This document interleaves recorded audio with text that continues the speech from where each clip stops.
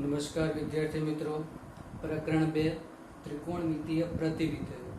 આ પ્રકરણમાં આપણે ત્રિકોણમિતીય વિધેયો, તેના પ્રતિવિધેયો અને તેના ગુણધર્મો તથા તેના ગુણધર્મો આધારિત દાખલાઓની ચર્ચા કરવાની છે. ત્રિકોણમિતીય વિધેયો અને એના પ્રતિવિધેયો એ દરેકે દરેકના આલેખ આપણને ખ્યાલ હોય તો દાખલામાં વધારે ખ્યાલ આવે.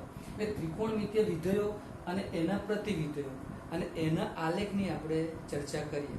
તો સૌથી પહેલા ત્રિકોણમિતીય વિધેયો કયા? તો ત્રિકોણમિતીય વિધેયોમાં પહેલું વિધેય છે સાઇન વિધેય.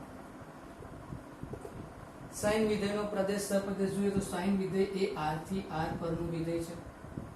ત્યારબાદ વાત કરું કોસ વિધેય. તો કોસ વિધેય પણ r થી r પરનું વિધેય છે. r એટલે વાસ્તવિક સંખ્યાઓનો ગણ. ત્યાર પછી ત્રીજું વિધેય લઈએ tan વિધેય.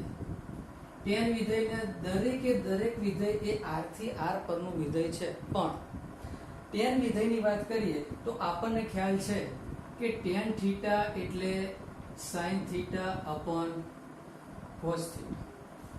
મતલબ શું કે cos થીટા જ્યારે 0 થઈ જાય, cos થીટા 0 થઈ જાય તો tan થીટા મળતો નથી. થીટા ક્યાંથી લેવાનું? તો અહીંયા પ્રદેશ ગણમાંથી આપણે થીટા લઈએ છીએ અને એનું પ્રતિબિંબ જે મળશે એને આપણે tan થીટા કહીએ છીએ, જે આપણા સપ્રદેશમાં મળશે. મતલબ કે થીટાની tan વેલ્યુ એ સપ્રદેશમાં મળે. પણ જો થીટા તરીકે હું π/2 લઉં, ધારો કે થીટા તરીકે π/2, તો tan π/2 શું થાય? tan π/2 તો એ થશે sin π/2 upon cos π/2. પણ cos π/2 0 થઈ જાય છે. cos π/2 ની વેલ્યુ આપણને ત્રિકોણમિતીય વિધેયોના કિંમતોનું કોષ્ટક તો ખ્યાલ છે જ, અને એમાં આપણે જોયું છે કે cos π/2 એટલે 0, અને cos π/2 0 થઈ જાય તો tan π/2 મળતું નથી. અને tan π/2 ત્યારે આપણે એમ લખીએ છીએ કે અવ્યાખ્યાયિત, tan π/2 મળતા નથી. અને એટલે શું થાય? વિધેયની વિધેય વ્યાખ્યાયિત રહે નહીં. એટલે આપણે કરવું છે શું કે હું થીટા તરીકે π/2 ના લઈ શકું. જો થીટા તરીકે π/2 લો તો tan π/2 મળતા નથી. એટલે મારે π/2 ને પ્રદેશ ગણમાંથી કાઢી નાખવો પડે. કારણ કે જેના માટે tan ને તકલીફ થાય છે, tan વ્યાખ્યાયિત થતું નથી, એવા થીટા જ કાઢી નાખો પ્રદેશ ગણમાંથી, જેથી tan વિધેય વ્યાખ્યાયિત રહે. પણ આવો એકલો π/2 નહીં, પણ કોસના તમામ શૂન્યોનો ગણ. કોસના શૂન્યોનો ગણ એટલે શું કે એવી કિંમતો, જે રીતે આગળ π/2 છે, પણ એકલી π/2 નહીં, આવી ઘણી બધી કિંમતો છે કે જેની કોસ વેલ્યુ 0 થાય છે. અને બધી જ કિંમતોનો ગણ એને આપણે કહીએ છીએ કોસના શૂન્યોનો ગણ. કે જે કિંમતો માટે કોસ વેલ્યુ 0 થતી હોય તો એવી કિંમતોના ગણને આપણે કોસના શૂન્યોનો ગણ કહીએ છીએ. અને કોસના શૂન્યોનો ગણ કયો છે? તો એ છે 2k + 1 π/2 k belongs to z. કે ની અલગ અલગ કિંમત z માંથી લેતા જાઓ. જેમ કે k તરીકે 0 લો તો તમને π/2 મળશે, k તરીકે 1 લો તો 3π/2 મળશે. આ રીતે k ની અલગ અલગ કિંમતો z માંથી લેતા જાઓ. એમાં બધી જ કિંમતો માટે cos 0 થાય છે. એ બધી જ કિંમતોને પ્રદેશ ગણમાંથી કાઢી નાખો, બાદ કરી દો. તો બાકીની રહેલી કિંમતો માટે તો tan વ્યાખ્યાયિત રહેશે. એટલે tan ને વ્યાખ્યાયિત રહેવા માટે આપણે પ્રદેશ ગણ r નથી લખતા tan વિધેયનો, પણ r માંથી કોસના શૂન્યનો ગણ બાદ કરીએ છીએ. એટલે tan વિધેયનો પ્રદેશ ગણ કયો થશે? તો tan વિધેયનો પ્રદેશ ગણ થશે r - 2k + 1 π/2 k belongs to z થી r ઉપર વિધેય tan વ્યાખ્યાયિત થશે. મિત્રો, આ sin cos tan દરેક, અને હજી બીજા આપણે એના અભ્યાસ લખીએ છીએ.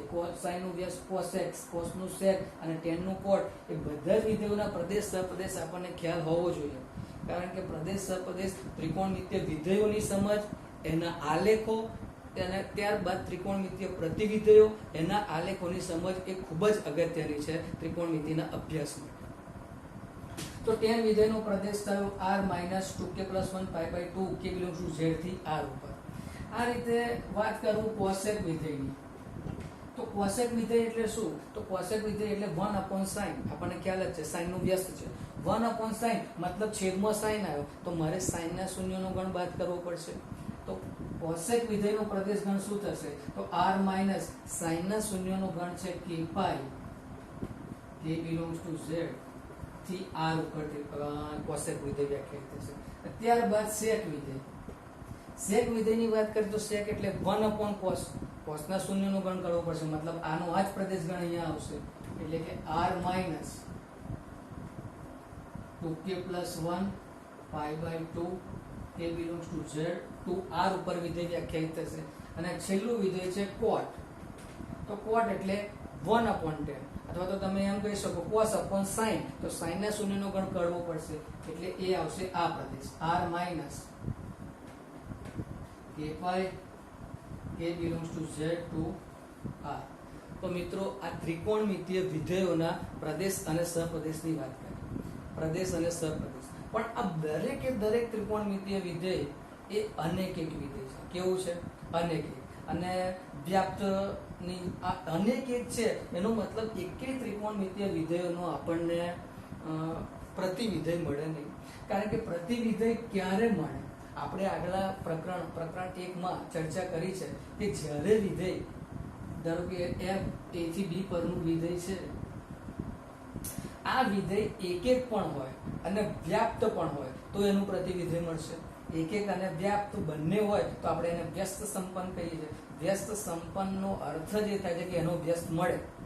તો f વ્યસ્ત સંપન્ન ક્યારે થાય? મતલબ એનું પ્રતિવિધેય ક્યારે મળે? તો એ વિધેય એક અને વ્યાપ્ત હોવું જોઈએ. અહીંયા આ ત્રિકોણમિતીય 6 વિધેયો, એમાંથી એક વિધેય એક અને વ્યાપ્ત છે નહીં. એક પણ વિધેય એક પણ નથી અને વ્યાપ્ત પણ નથી. એટલે એના પ્રતિવિધેયોની વાત તો થશે ને. તો સાહેબ તમે કહેશો કે ત્રિકોણમિતીય પ્રતિવિધેયો અહીં પ્રકરણનું નામ છે ને, તો દરેકનું પ્રતિવિધેય તો મળવું જોઈએ ને. તો પ્રતિવિધેય મળે એટલા માટે શું કરવું પડે? પ્રતિવિધેય, જો આની વાત કરું તો f from a to b વિધેય છે, જો એનું પ્રતિવિધેય મળશે, જો વિધેય એક અને વ્યાપ્ત થશે તો એનું પ્રતિવિધેય મળશે. અને પ્રતિવિધેયને આપણે f ઇન્વર્સ કહીએ છીએ. તો f ઇન્વર્સ ક્યાંથી ક્યાં વ્યાખ્યાયિત હોય? તો f a થી b ઉપર વ્યાખ્યાયિત હોય તો પ્રતિવિધેય એ b to a ઉપર વ્યાખ્યાયિત થશે. એટલે f inverse from b to a થશે. અને હજી તમને હું સમજ આપું કે એનું વિધેય સૂત્ર શું થાય f ઇન્વર્સનું. તો અહીંયા એક સરળ ઉદાહરણ આપું, તમને ખ્યાલ આવી જાય એવું. તો ધારો કે આ વિધેય f નું વિધેય સૂત્ર છે f of x is equal to 2x. f of x is equal to, અથવા હું એમ કહી દઉં કે 2x plus 3. ચલો, f of x is equal to 2x plus 3. તો એનું આ સુરેખ વિધેય છે. કયું વિધેય છે? સુરેખ. અને એનો મતલબ કે એક અને વ્યાપ્ત બંને છે. એક અને વ્યાપ્ત છે એટલે એનું પ્રતિવિધેય મળશે. પ્રતિવિધેય મળશે b થી a ઉપર. અને એનું વિધેય સૂત્ર શું થાય? f ઇન્વર્સ x શું થાય? તો એના માટે આપણે શું કરીએ છીએ? આ પણ એક અગત્યનો મુદ્દો છે. પ્રતિવિધેયનું સૂત્ર કઈ રીતે સમજવું, કઈ રીતે લખવું. પ્રતિવિધેય મળે તો ક્યાંથી ક્યાં વ્યાખ્યાયિત, તો એનું વિધેય સૂત્ર કેવી રીતે વિચારવું? વિધેયના સૂત્ર પરથી. તો આપણે શું કરીએ છીએ? તો f of x is equal to અહીં આપ્યા છે 2x plus 3, અને આને આપણે y કહી દઈએ તો y is equal to થયા 2x plus 3. Step by step સૂચનો કરતા x ને કરીએ અને x મને y ના ફોર્મેટમાં મળશે. એ y ના ફોર્મેટમાં મળતી જે વેલ્યુ છે એ જ પ્રતિવિધેયનું વિધેય સૂત્ર થશે. એટલે x ને સૂચનો કરતા કરીએ તો એ થશે y minus 3/2. તો આ આપણું પ્રતિવિધેયનું સૂત્ર થઈ જાય, વિધેય સૂત્ર. અને એટલે પણ પછી y ના ફોર્મેટમાં બદલે અહીં ગાડે x લખું છું તો x ના ફોર્મેટમાં લખાય, એટલે x minus 3/2. તો આ વિધેય સૂત્ર થઈ જાય પ્રતિવિધેય. ખ્યાલ આવ્યો? એટલે વિધેય પરથી આપણે પ્રતિવિધેય મેળવી શકીએ. ઓકે, આ ચર્ચા તો આપણે પ્રકરણ 1 માં કરેલી જ છે. પણ અહીંયા આપણે મૂળ શું સમજવાનું છે કે 6 ત્રિકોણમિતીય વિધેયો એ તો એક અને વ્યાપ્ત છે નહીં. અને હવે એના આપણે પ્રતિવિધેયોની ચર્ચા કઈ રીતે કરીશું? વિધેયને એક અને વ્યાપ્ત બનાવવું પડશે. બનાવવા માટે શું કરવું પડે કે આ પ્રદેશ સહપ્રદેશ જે છે એને આપણે મર્યાદિત કરીશું, ઘટાડીશું, અને ત્યારે આપણે વિધેયના દરેકે દરેક ત્રિકોણમિતીય વિધેયના પ્રતિવિધેય મેળવી શકીશું. અત્યારે આપણે સૌથી પહેલા હું સાઇન વિધેયની ચર્ચા કરું છું. બાકીના વિધેયોની ચર્ચા આપણે પછીના વિડિયો લેક્ચરની અંદર કરીશું. તો અત્યારે સૌથી પહેલા આપણે સાઇન વિધેય અને એનું પ્રતિવિધેય કઈ રીતે મળે છે એ સમજીએ.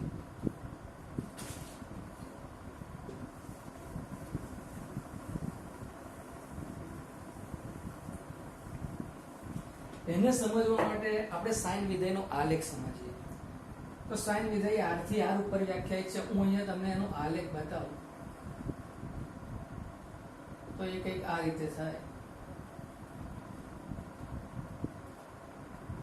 આ x અક્ષ, આ y અક્ષ, આ ઉગમ બિંદુ 0 0 x આપણે જે પ્રદેશગણ છે વિધેયનો જ્યારે પણ આપણે આલેખ દોરીએ તો પ્રદેશગણને આપણે x અક્ષ ઉપર લઈએ છીએ અને સહપ્રદેશગણને y અક્ષ ઉપર લઈએ છીએ. એટલે અહીંયા આગળ લખું 1 2 3 4 5 6 એ રીતે અહીંયા 1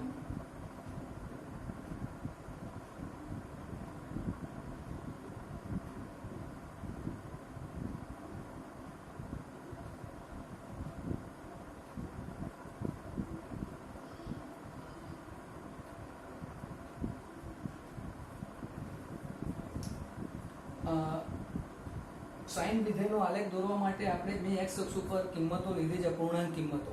પણ આપણે સાઇનની તો આપણે પેલી પાઈના ગુણાંકની કિંમતો જોઈએ છે, ગુણિત અને ઉપગુણિતની. તો હું શું કરું, આપણને ખ્યાલ છે કે પાઈની આશરા પડતી વેલ્યુ 3.14 છે, એટલે જે અહીંયા હશે એટલે અહીંયા મને મળશે પાઈ. અહીંયા શું આવશે? પાઈ 3.14 ની નજીક. એટલે અહીંયા પાઈ છે એટલે હું x અક્ષ ઉપર જે 1 2 3 4 જે પૂર્ણાંક કિંમતો લીધી છે, આ બાજુ ઋણ પૂર્ણાંકો, આ બાજુ ધન પૂર્ણાંકો, પણ એ નહીં લેતા પાઈના ગુણાંકની કિંમતો લખું છું x અક્ષ ઉપર. પ્રદેશગણ એ રીતે લખું છું. પ્રદેશગણ આપણે x અક્ષ ઉપર લીધું છે તો અહીંયા પાઈ હશે તો મતલબ π/2 મતલબ π/2 ની વેલ્યુ લગભગ આશરે 1.57 ની આસપાસની હશે. તો 1.57 એટલે અહીંયા આવે તો અહીંયા આવશે π/2. તો પછી હવે હું આ 1 2 3 એ બધી કિંમતો કેન્સલ આઉટ કરીને π/2 ના ગુણાંકની કિંમતો લઉં, પાઈના ગુણાંકની કિંમતો લઉં. તો અહીંયા આવશે પાઈ, અહીંયા થશે એની મિડલ વેલ્યુ 0 થી પાઈના અંતરાલનું મિડલ વેલ્યુ π/2 થશે. એ રીતે આ બાજુ વિચાર કરીએ તો અહીંયા આગળ આવશે માઈનસ π/2, અહીંયા થશે પાઈ વગેરે. આ બાજુ કિંમતો જતી જાય. પછી તમે અંતરાલ એકવાર વિચારી લો કે આ π/2, આ પાઈ, પછી અહીંયા આગળ જતા આવે 3π/2, આગળ અહીંયા આવશે 2π. આ રીતે આપણે વિચારી શકીએ એક સરખા અંતરાલ લઈને. મૂળ વાત આપણે દોરવો છે સાઇન વિધેયનો આલેખ.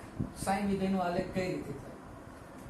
તો π/2 ની મિડલ વેલ્યુ આપણે હું કહી શકું કે π/4 છે. π/2 ની મિડલ વેલ્યુ છે π/4. અહીંયા આવશે, જો તમે થોડા આગળ પાછળ થાવ તો અહીંયા આવે π/3 અને અહીંયા આવશે π/6. ઓકે. સાઇન નું મૂલ્ય, સાઇન 0 નું મૂલ્ય 0 એટલે આપણને આ બિંદુ મળશે. જો અહીંયાથી હું 0 કિંમત લઉં તો એની સાઇન વેલ્યુ એટલે સાઇન 0 મતલબ 0 નું પ્રતિબિંબ સાઇન પ્રતિબિંબ એટલે સાઇન 0 અને એ પણ 0 છે એટલે બિંદુ મળ્યું 0 0. ઘટક અને પ્રતિબિંબથી બનતી ક્રમયુક્ત જોડોનો ગણ એ જ વિધેયનો આલેખ છે. તો 0 0 એટલે આ બિંદુ. જો હું સાઇન π/6 લઉં પ્રદેશગણમાંથી તો એનું પ્રતિબિંબ મતલબ સાઇન π/6 એ કેટલા થાય? તો એ થાય છે 1/2. આપણને કિંમતોનું કોષ્ટક તો ખબર જ છે. તો y/6 ને સંગત 1/2 એટલે અહીંયા આવશે એટલે આ બિંદુ આવશે. અને એ રીતે આગળ જતા જાઓ તો sin π/2 ની વેલ્યુ 1 છે એટલે અહીંયા. એટલે મને વિધેયનો આલેખ જો વિચારીએ તો એ આપણને કંઈક આ રીતે મળે છે, અનંત સુધી જતો.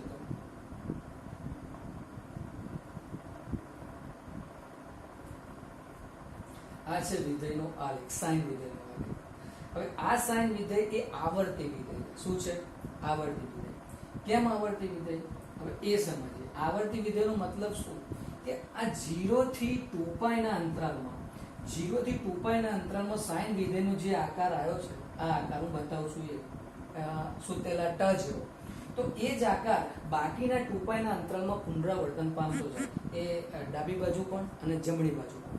અને એટલે આ આવર્તી વિધેય કહેવાય છે કે આ જે આટલા અંતરાલની અંદર જે આકાર મળ્યો, કયા અંતરાલમાં? તો 0 થી 2π ના અંતરાલમાં, એનો એ જ આકાર પછીના અંતરાલમાં પુનરાવર્તિત થતો જાય છે અને પુનરાવર્તન થાય, રિપીટેશન થાય અને એને જ આપણે કહીએ છીએ આવર્તન. એટલે વિધેય આવર્તી વિધેય છે, સાઇન વિધેય. એકલું સાઇન નહીં, દરેક ત્રિકોણમિતિય વિધેય આવર્તી વિધેય છે. એટલે આપણે એને આવર્તી કહીશું. અને આવર્તીનો મતલબ શું? અહીં તમને π/6 નું પ્રતિબિંબ શું મળ્યું? તો π/6 નું પ્રતિબિંબ મળ્યું છે અહીંયા 1/2. π/6 નું પ્રતિબિંબ મળ્યું છે 1/2. પણ એનું મુખ્ય આવર્તમાન 2π છે. સાઇન વિધેયનું આવર્તમાન 2π છે. એટલે π/6 ની અંદર આપણે 2π ઉમેરીએ તો વેલ્યુ મળશે 6 દુ 12 13 પાઈ બાય 13 પાઈ બાય 6 એ ક્યાં આવશે 2 પાઈ પ્લસ પાઈ બાય 6 એટલે 2 પાઈ અહીંયા છે અને પ્લસ પાઈ બાય 6 છે તો એનું પ્રતિબિંબ પણ આપણને 1/2 જ મળવાનું. મતલબ ઘટકો બે જુદા છે પાઈ બાય 6 અને પાઈ બાય 6 પ્લસ 2 પાઈ. આ બંને ઘટકો જુદા છે પણ બંનેના જો પ્રતિબિંબ જોઈએ તો 1/2 મળે છે. અને એટલે હું કહું કે આ સાઇન વિધેય એ અનેક એક વિધેય છે. મિત્રો આ તો વાત થઈ આપણે પેલી વ્યાખ્યા મુજબ કે બે ઘટકો જુદા હોય પ્રતિબિંબ એક મળે તો આપણે એને અનેક એક વિધેય કહીએ. પણ આલેખ પરથી જો સમજવું હોય કે વિધેય એક એક છે કે અનેક એક, તો એના માટે શું ટ્રીક છે? તો તમે આલેખ દોરેલો હોય કોઈ પણ વિધેયનો અને એક સમક્ષિતિજ રેખા દોરો, મતલબ x અક્ષને સમાંતર કોઈ પણ રેખા, અને જો આલેખને એકથી વધુ બિંદુમાં છેદે તો આપણે કહીશું કે વિધેય એ અનેક એક વિધેય છે. વિધેય એ અનેક એક વિધેય છે. હું અહીંયા આગળ 1/2 y = 1/2 રેખા દોરું તો અહીંયા છેદશે, ત્યારબાદ અહીંયા પણ આવશે, આ બિંદુએ પણ છેદશે અને આ બિંદુ કયું આવશે તો અહીંયા આગળ આ કિંમત આવશે પાઈ માઈનસ પાઈ બાય 6. પાઈ માંથી પાઈ બાય 6 જેટલા પાછળ જાઓ તો એની સાઇન વેલ્યુ શું થાય? પાઈ માઈનસ પાઈ બાય 6 એને આપણે કહીએ તો 5 pi by 6. Sine pi minus pi by 6 ની વેલ્યુ કેટલી? તો પાઈ માઈનસ, આ બધું આપણે આગળ 11મા ધોરણમાં શીખીને આવ્યા છે. પાઈ માઈનસ બીજું ચરણ, બીજા ચરણમાં સાઇન પોઝિટિવ એટલે પ્લસ સાઇન અને પછી લખાય સાઇન પાઈ બાય 6. મતલબ સાઇન પાઈ બાય 6 ની વેલ્યુ 1/2 છે તો sine pi minus pi by 6 ની વેલ્યુ પણ 1/2. બે ઘટકો જુદા છે પાઈ બાય 6 ને પાઈ માઈનસ પાઈ બાય 6, પણ બંનેના પ્રતિબિંબ એક મળે છે. અને આલેખ પરથી કેવી રીતે વિચાર્યું કે x અક્ષને સમાંતર કોઈ પણ આપણે રેખા દોરીએ, સમક્ષિતિજ રેખા, તો એ આલેખને અહીંયા છેદશે, આગળ જતા અહીંયા પણ છેદશે. મતલબ આગળ આ બાજુ જો વિચાર કરો તો અહીં છેદશે. એટલે એકથી વધુ બિંદુમાં છેદે છે સમક્ષિતિજ રેખા આલેખને, અને એટલે આપણે કહી શકીએ આ વિધેય અનેક એક વિધેય છે. આ નહીં 6 વિધેય, એ 6 ત્રિકોણમિતિય વિધેયો અનેક એક છે અને એટલે આપણે તેના પ્રતિવિધેય મેળવી શકીએ નહીં. પણ પ્રતિવિધેય મેળવવા માટે હું શું કરું? તો આલેખનો જે પ્રદેશગણ R છે, સાઇન વિધેયનો પ્રદેશગણ R છે, એને આપણે મર્યાદિત કરીએ, પ્રદેશને મર્યાદિત કરીએ અને સહપ્રદેશને મર્યાદિત કરીએ. હવે R થી R રાખવાને બદલે હું ધારો કે પ્રદેશગણ આટલો જ લઈ લો. કયો? કે -π/2 થી π/2, -π/2 થી π/2 આટલો પ્રદેશગણ કરી દઈએ ક્લોઝ ઇન્ટરવલ. હું શું કરું છું તો સાઇન વિધેયનો જે પ્રદેશ અને સહપ્રદેશ R છે એને આપણે ઘટાડીએ છીએ અને ઘટાડતા આપણને વિધેય એક એક અને વ્યાપ્ત મળશે. સાઇન વિધેયનો પ્રદેશગણ કરી દો ક્લોઝ ઇન્ટરવલ -π/2 થી π/2, મતલબ આટલો જ. એટલે આગળ પ્રદેશગણ છે જ નહીં એટલે આ બધો આલેખ આવશે જ નહીં. સમજી લો પ્રદેશગણ આટલો જ છે. કેટલો? તો -π/2 થી π/2 સુધી. એટલે આટલો જ આલેખ આવશે. વિધેયનો આલેખ થશે આ અંતરાલની અંદર આ પ્રદેશગણ માટે આટલો. sin π/2 ની વેલ્યુ 1 થાય છે અને sin -π/2 ની વેલ્યુ -1 થાય છે. તો હું સહપ્રદેશગણ કરી દઉં ક્લોઝ ઇન્ટરવલ -1 to 1, એટલે આ થશે સહપ્રદેશ, અથવા એને વિસ્તાર પણ કહી શકાય. એને વિસ્તાર પણ બોલીશું. એટલે પ્રદેશગણ ક્લોઝ ઇન્ટરવલ r ને બદલે મેં ઘટાડ્યો. આખો x અક્ષ હતો, રિયલ લાઈન r એ પ્રદેશગણ હતો, પણ ઘટાડીને મેં આટલો જ અંતરાલ કરી દીધો. કયો? ક્લોઝ ઇન્ટરવલ -π/2 થી π/2. અને સહપ્રદેશ r હતો એના બદલે હું લખું છું ક્લોઝ ઇન્ટરવલ -1 to 1. એટલે ઉપરની વાત આપણે કરતા નથી, ઉપરની છે એટલે આટલો જ સહપ્રદેશ લઉં છું. તો આ પ્રદેશ અને આ સહપ્રદેશ માટે આ વિધેય એક એક અને વ્યાપ્ત થઈ જાય. કેવી રીતે? તો હવે તમે x અક્ષને સમાંતર કોઈ પણ રેખા દોરો તો એ માત્ર વિધેયને એક જ જગ્યાએ છેદશે, એક જ બિંદુમાં છેદશે, એટલે વિધેય એક એક કહેવાય. જો એકથી વધુ બિંદુમાં છેદે વિધેય આ સમક્ષિતિજ રેખા આલેખને એકથી વધુ બિંદુમાં છેદે તો હું કહીશ કે વિધેય એક એક અનેક એક છે. પણ અહીંયા આટલો જ વિધેયનો આલેખ છે આ મર્યાદિત પ્રદેશ માટે, અને x અક્ષને સમાંતર તમે કોઈ પણ રેખા દોરો તો એ આલેખને માત્ર એક જ બિંદુમાં છેદે છે, અને એટલે આપણે કહીએ કે આ વિધેય આ પ્રદેશ માટેનું એ એક એક વિધેય છે. વિધેયનો સહપ્રદેશ કયો લીધો છે? તો મેં ક્લોઝ ઇન્ટરવલ -1 to 1. અને એ જ વિધેયનો વિસ્તાર છે, કારણ કે દરેકે દરેક ઘટક કોઈ પણ અહીંયા આ આટલા અંતરાલમાંથી કોઈ પણ એવું બિંદુ નથી કે જેનું પૂર્વ પ્રતિબિંબ ના મળે. દાખલા તરીકે 1 લઉં તો એનું પૂર્વ પ્રતિબિંબ π/2 છે કે જેથી sin π/2 1 થાય છે. અહીંયાથી ધારો કે અહીંયા કોઈ પણ ઘટક લો તો એને સંગત તમને પ્રદેશ ગણમાં બિંદુ મળશે. મતલબ અહીંના પ્રત્યેક y ને સંગત અહીં x છે કે જેથી f of x મતલબ sin x is equal to y થાય છે. એટલે દરેક સંકળાયેલો ઘટક છે એટલે વિધેયનો સહપ્રદેશ પણ આ છે અને વિસ્તાર પણ આ છે. એટલે વિધેય આ પ્રદેશ અને સહપ્રદેશ માટે એક પણ છે અને વ્યાપ્ત પણ છે. એટલે હું એના પ્રતિવિધેયની ચર્ચા કરી શકું. એટલે મને sin નો પ્રતિવિધેય મતલબ કે sin ઇનવર્સ મળશે, કારણ આ પ્રદેશ અને સહપ્રદેશ માટે sin એક અને વ્યાપ્ત છે. અને જો વિધેય એક અને વ્યાપ્ત હોય તો એના પ્રતિવિધેયની ચર્ચા થઈ શકે, મળે. હવે ફરીથી હું આલેખ બતાવું. હવે આપણે sin વિધેયનો પ્રદેશ અને સહપ્રદેશ r છે ભૂલી જઈએ અને આને જ યાદ રાખીશું.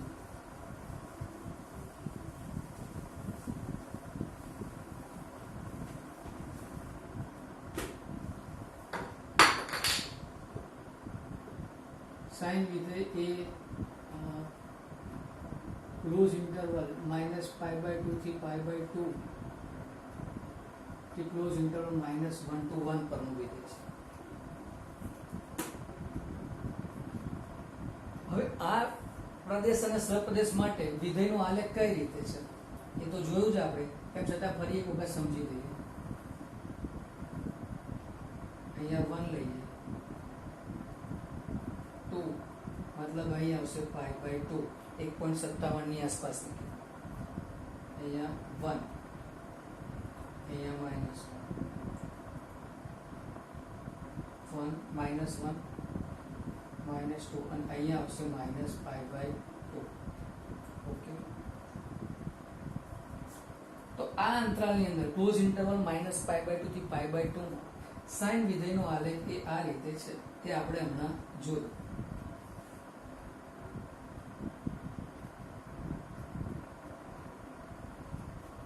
ઓકે, આ sin વિધેયનો આલેખ છે.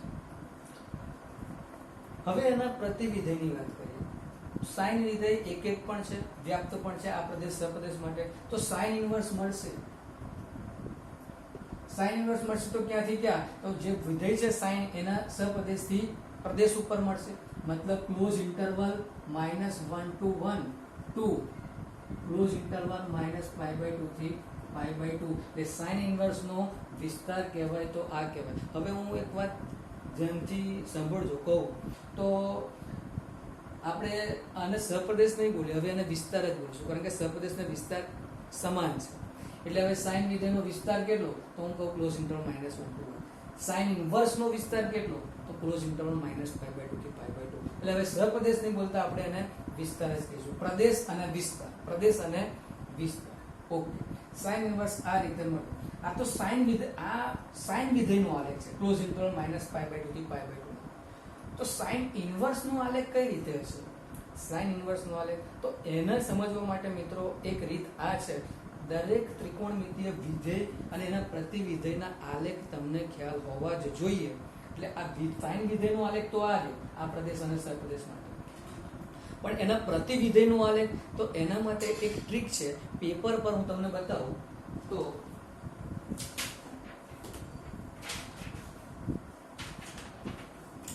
જો મિત્રો તમે જોઈ શકશો, અહીંયા મેં પેપર પર sin વિધેયનો આલેખ દોરેલો છે. sin વિધેયનો આલેખ ક્લોઝ ઇન્ટરવલ -π/2 થી π/2 માં આનો વિસ્તાર છે -1 to 1. હવે એના પ્રતિવિધેયનો આલેખ જોવો હોય, સમજવો હોય તો મારે શું કરવાનું? આ પેપરને આ રીતે વાળીને આ રીતે મૂકો તો તમને તેના પ્રતિવિધેયનો આલેખ મળશે. ફરીથી સમજજો, આ sin વિધેયનો આલેખ છે જે બોર્ડ પર દોરેલો છે, મેં એ જ મુજબનો અહીંયા પેપરમાં દેખી શકો છો તમે.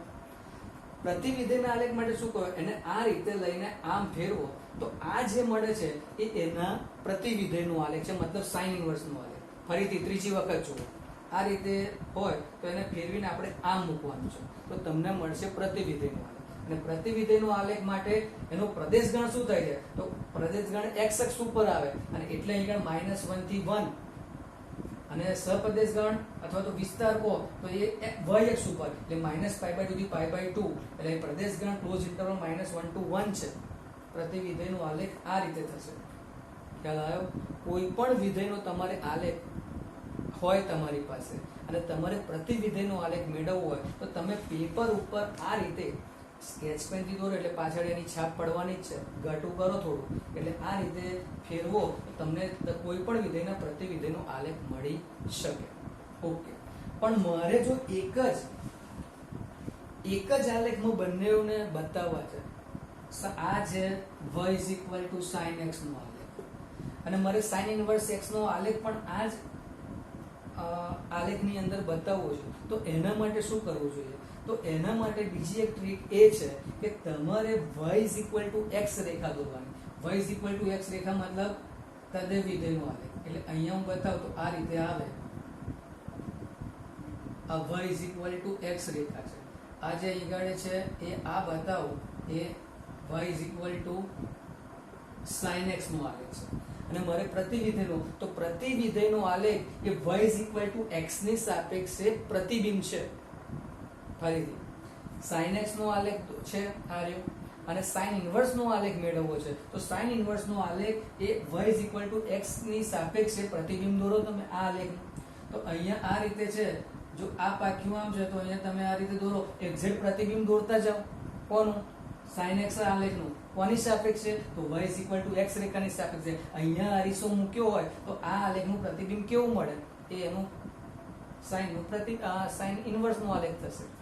અહીંયા આ રીતે આમ મળશે તમને. ખ્યાલ આવે છે? તો આ જે આલેખ આ હું ફરી દોરું. આ જે આકાર થયો એ sin ઇન્વર્સ નો આલેખ કહેવાય. y sin inverse x. અને અહીંયા તમને બતાવ્યું કે એ જ રીતે છે કે અહીંયા sin વિધેયનો આલેખ આ રીતે છે. તેનો પ્રતિ વિધેયનો આલેખ આ રીતે છે. એ આ રીતે આવશે. અને એક જ આલેખની અંદર બંને વિધેય અને પ્રતિ વિધેય બંનેના આલેખ સમજવા હોય તો તમારે y x ની સાપેક્ષે પ્રતિબિંબ દોરવું જોઈએ. તો તમને ઇન્વર્સ ફંક્શનનો આલેખ મળશે. તો મિત્રો અત્યારે ચર્ચા કરી sin વિધેયનો મર્યાદિત પ્રદેશ સપ્રદેશ કર્યો અને ત્યારબાદ એનો આલેખ દોર્યો. આપણા પ્રતિ વિધેયનો આલેખ કઈ રીતે છે તે સમજ્યા. નેક્સ્ટ આપણે આ રીતે દરેક ત્રિકોણમિતિય વિધેયોના આલેખ અને એના પ્રતિ વિધેયોના આલેખની સમજ મેળવીશું.